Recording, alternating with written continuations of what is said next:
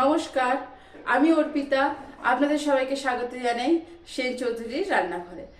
আজ আমি হাজির হয়ে গেছি আপনাদের সঙ্গে দুটো রেসিপি শেয়ার করব বলে। প্রথমে আমি আপনাদের সঙ্গে শেয়ার করব বাঁধাকপি ভাজা। বাঁধাকপি ভাজা রান্না করতে আমার কী কী উপকরণ লাগছে সেটা তো আমরা দেখিয়ে নেবো।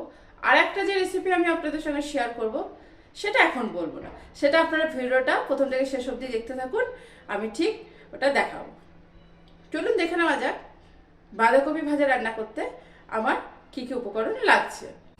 দেখুন, আমার বাঁধাকপি ভাজা বানাতে লাগছে বাঁধাকপি, লাগছে রসুন, লাগছে পেঁয়াজ, ধনেপাতা, কাঁচা লঙ্কা, কারিয়া পাতা, লাগছে নুন, হলুদ, জিরে আর সর্ষে ফোড়নের জন্য, আর লাগছে আমার সাদা তেল। এই রান্নাটা আমি সাদা তেলে করবো, তাই সাদা তেল।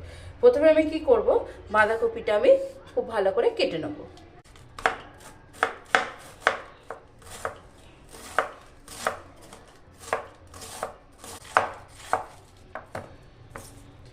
দেখুন, এইভাবে আমি বাঁধাকপিটা ঝিরি ঝিরি করে কেটে নিচ্ছি।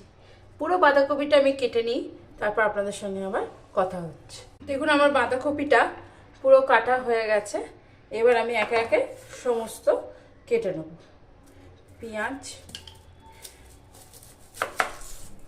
পেঁয়াজটাও আমি ঝিরি ঝিরি করে কেটে নেব। দেখুন, আমার পেঁয়াজগুলোও কাটা হয়ে গেল। এবার আমি একটা জায়গায় তুলে রাখছি। ধনে পাতাটাও কেটে নিচ্ছি।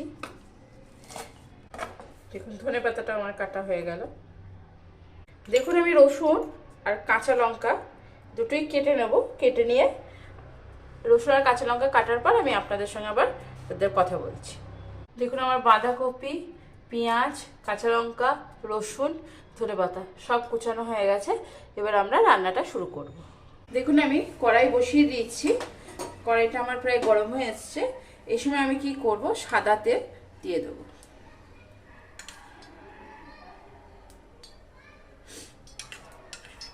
আমি এখানে 2 টেবিল স্পুন মতো সাদা তেল দিলাম। তেলটা এবার একটু হতে দেবো, তারপর একে একে রান্নাটা শুরু করব। তেলটা দেখুন আমার হয়ে এসছে। এবার আমি কি করব, যে জিরে আর সর্ষেটা রেখেছিলাম, জিরে সর্ষে ফোড়নটা দিয়ে দেবো। জিরে সর্ষে ফোড়ন দেওয়ার পর একটু নাড়বো। জিরে সর্ষে ফোড়ন দেওয়ার পর আমি দিয়ে দেবো এখানে রসুন কুচি। রসুনটা আমি হালকা করে নাড়বো।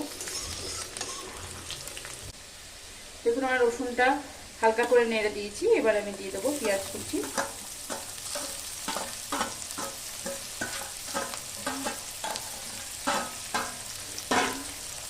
পেঁয়াজটা আবার তেলে নেড়ে দেবো। এর সঙ্গে আমি দিয়ে দেবো আমি যে কারিয়া পাতাগুলো রেখেছিলাম, কারিয়া পাতা।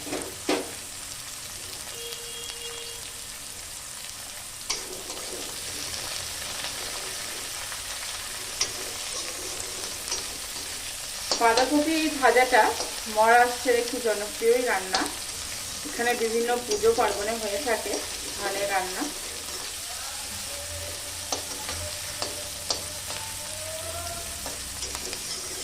দেখুন, এই রান্নাটার মধ্যে আমি কারিয়া পাতা ব্যবহার করলাম। কারিয়া পাতা খাওয়া কিন্তু ভীষণ ভালো আমাদের শরীরের জন্য। তাই কারিয়া পাতা খেলে টক্সিনটা ক্লিয়ার হয়, তার জন্য শরীরে আপনার রোগ জ্বালা একটু কম হয়। হালকা করে আমি পেঁয়াজটা নেড়ে দিয়েছি। হালকা করে পেঁয়াজটা নাড়ার পর খুব সুন্দর একটা গন্ধ আসছে, কারিয়া পাতা, পেঁয়াজ, রসুন। এটা নাড়ার পর আমি এর মধ্যে কড়াইয়ে পেঁয়াজটা নাড়ার পর এর মধ্যে আমি দিয়ে দেবো আমি যে বাঁধাকপিগুলো কেটে রেখেছিলাম।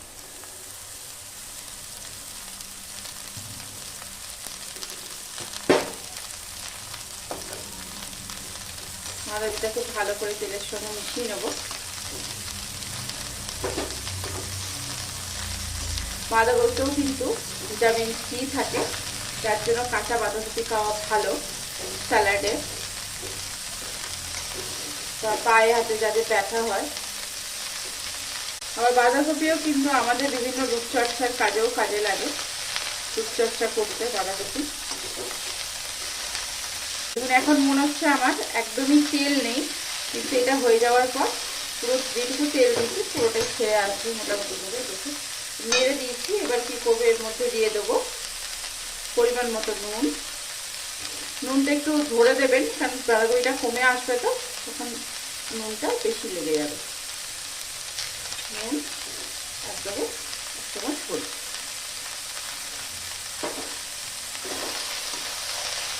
আবারও বাঁধাকপিটাকে নুন হলুদ দিয়ে খুব ভালো করে নেড়ে দিচ্ছি। আপনারা হয়তো অনেকেই জানেন, আবার হয়তো অনেকে জানেন না, তাদের জন্য বলছি। হলুদ যদি আপনারা ঠান্ডা লাগলে বাচ্চাদেরকে গরম দুধে একটু হলুদ ফেলে খাওয়ানো যায়, সর্দিটা কিন্তু বেরিয়ে আসে। বাচ্চাদের জন্য বা বড়দের জন্য ভীষণভাবে উপকারী। কাঁচা হলুদ খেলে পেট ঠান্ডা রাখে, কিন্তু গুঁড়ো হলুদ যদি দুধের মধ্যে খান তো খুবই উপকার সর্দির জন্য। দেখুন আমি আবার এটাকে নুন হলুদ দিয়ে খুব ভালো করে নেড়ে নিলাম। গ্যাসের ফ্লেমটা লো মিডিয়াম করে এখানে আমি ঢাকা দিয়ে দেবো। 7-8 মিনিট হয়ে যাওয়ার পর আমি খুলে নেড়ে দেবো।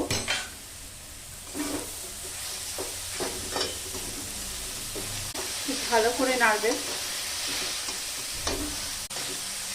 বেশ লাল লাল লাল লাল হয়ে এসছে আমার। আবারও আমি ঢাকা দিয়ে দিলাম। দেখুন আমি আবারও বেশ কিছু ঢাকনাটা খুলছি করে।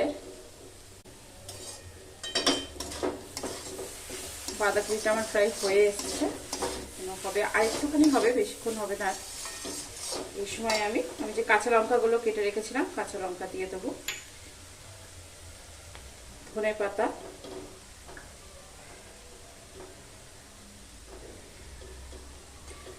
দিয়ে দিলাম। ধনে পাতা কাঁচা লঙ্কা সব মিশিয়ে দিলাম। এবার আবারও ভালো করে নাড়বো। বাঁধাকপি ভাজাটা দেখতে থাকুন। এর সঙ্গে আমি আরও একটা জিনিস আপনাদের সঙ্গে শেয়ার করব। সেটা কি এখন বলবো না, ওটা কিন্তু লাস্ট অব্দি ভিডিওটা দেখলে আপনারা জানতে পারবেন আমি আর একটা কি শেয়ার করলাম। বাঁধাকপি ভাজাটা ঢাকা খুলে আবারও বেশ কিছুক্ষণ আমি হতে দেব, আর ঢাকনা দেব না। আমার কিন্তু বাঁধাকপি ভাজাটা হয়ে গেছে। এবার আমি এটাকে তুলে নেব। তারপর আপনাদেরকে যেটা বলেছিলাম আর একটা রেসিপি আপনাদের সঙ্গে আমি শেয়ার করব। বাঁধাকপি ভাজাটা তুলে নেওয়ার পর সেই রেসিপিটা আপনাদের সঙ্গে আমি শেয়ার করব। গ্যাসটা আমি অফ করে দিলাম। এবার আমি বাঁধাকপিটা তুলে নেব। পুরো বাঁধাকপিটা আমি এবার বাটিতে তুলে নিলাম। উপর থেকে ধনে পাতা ছিটিয়ে দেবো।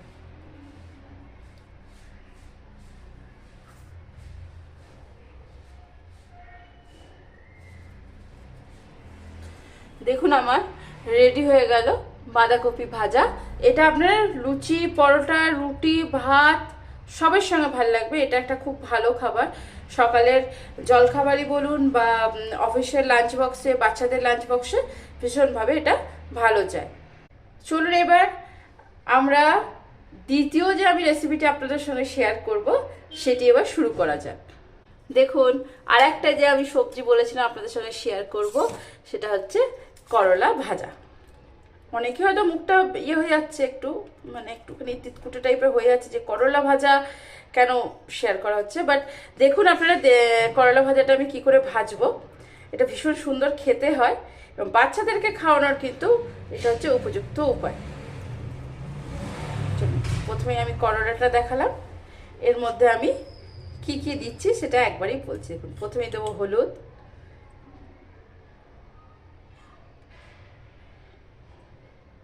দেব হচ্ছে নুন, দেব কাশ্মীরি রেড চিলি পাউডার। খুব ভালো করে এটাকে হাত দিয়ে আমি মেখে নেব।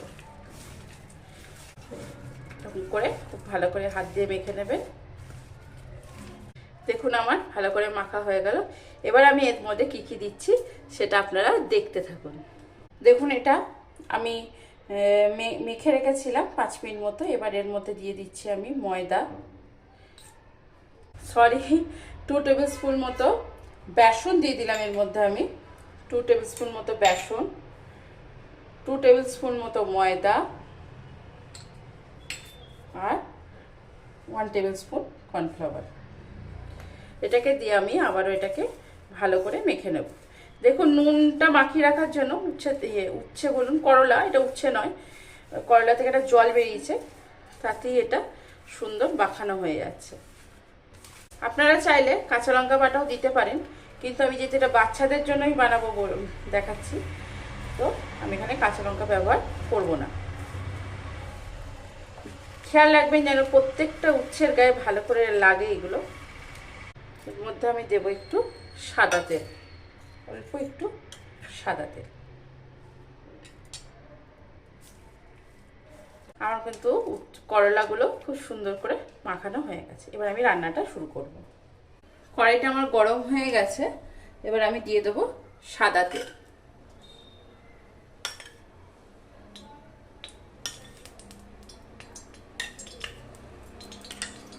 এবং তেলটা আমার হয়ে আসছে, এবার আমি একটা একটা করে করলা এর মধ্যে দিয়ে দেবো।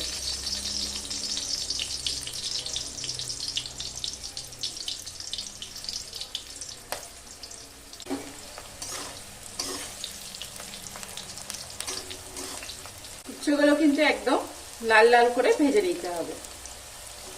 আপনাদেরকে দেখানো হয়নি, আমি কিন্তু করলাগুলো গোল গোল করে কেটে নিয়েছি। দেখুন খুব পাতলাও কাটিনি, খুব মোটাও কাটিনি, কিন্তু গোল গোল করে কেটে নিয়েছি। দেখুন আমার উচ্ছেগুলো বেশ লাল লাল ভাজা হয়ে গেছে। এবার আমি এগুলোকে তুলে নেব। আবারও একই পদ্ধতিতে বাকিগুলো আমি ভেজে নেব। হাতে করে না দিয়ে এভাবে খুন্তি করেও একবারে তুলে তেলের মধ্যে এগুলো ফেলে দিতে পারেন। করলাগুলো এইভাবে, এবার একটার সঙ্গে একটা কিন্তু আমার নেই, ওপরে পুরো ফেলানো আছে একটা পুরো এইভাবে। দেখুন আমি একই পদ্ধতিতে এগুলো ভেজে নিলাম উচ্ছেগুলো, এগুলো আমি তুলে নেবো এবার। দেখুন আমার উচ্ছে ভাজা কমপ্লিট। এবার আমি কি করব, উপর থেকে বিট নুন ছড়িয়ে দেবো, আর একটু মুখরোচক বানানোর জন্য অল্প একটু চাট মশলা। বাস রেডি বাচ্চাদের জন্য। বাচ্চারা কিন্তু এটা ভীষণ ভালো খায়।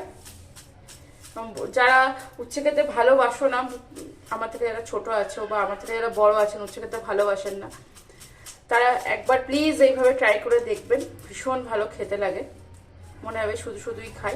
দেখুন একদম করকরে হয়েছে।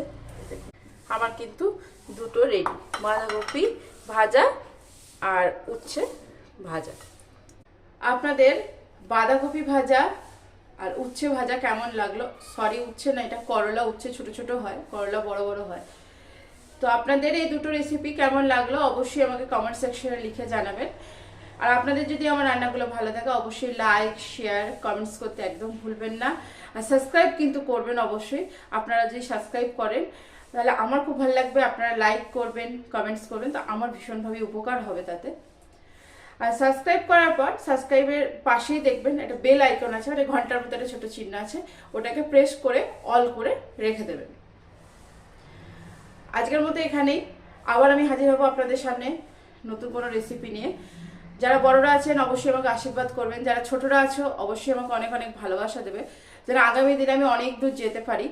তোমাদের ভালোবাসা আর আপনাদের আশীর্বাদ আমার কাছে ভীষণভাবে কাম্য আগামী দিনে অনেক দূর যাওয়ার জন্য। সুস্থ থাকবেন, ভালো থাকবেন, আনন্দে থাকবেন, অনেক অনেক সুখে থাকবেন। আজ এখানে।